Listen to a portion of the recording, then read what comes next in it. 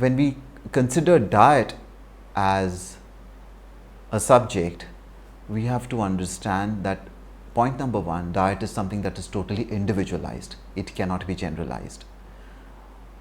Number two is that it is totally dependent on his or her genetic composition, what kind of food he or she is able to digest, because those genes she has imbibed in have come digesting the similar kind of food over generations as such.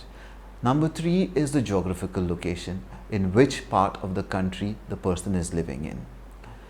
I could give you an example in India. If a person living in North India has to settle down because of his work in South of India, in the North of India, the weathers are quite extreme. It's extremely cold and hot in summer and extremely cold in winter. Whereas in the South, as the South of India is more closer to the equator, the climate is a little more humid, people eat a little less, and most of the diet comprises of rice. If a person coming from North of India intends to settle down in the South of India, then he will have to balance his diet a little bit on what he is born with. Like, he will have to eat wheat as his primary digest. At the same time, incorporate in a lot of rice, coconut, and the vegetables which grow locally. So he has a balanced diet which will help to grow his constitution without creating adverse reactions on his body. Geographical location is very, very important, as I said.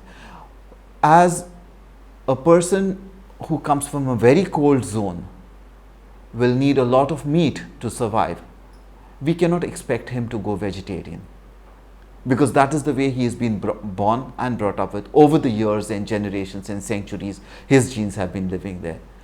Similarly, a person who's grown on vegetarian diet all the while, you cannot all of a sudden ask him to increase the quantum of proteins in his body and say you need protein, so eat a lot of meat, or proteins which would be in the form of dals or the others, lentils and cereals.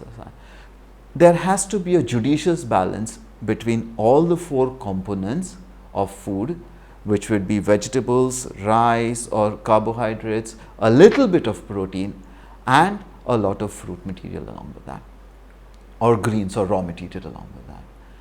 Once you set up a diet which is balanced between your genetic composition, at the same time geographical location, your digestive system works very nicely. It doesn't have to strain to digest food every time food goes inside. In today's world, we see the diet, everybody is accepting everybody's diet because availability of food is a little more today.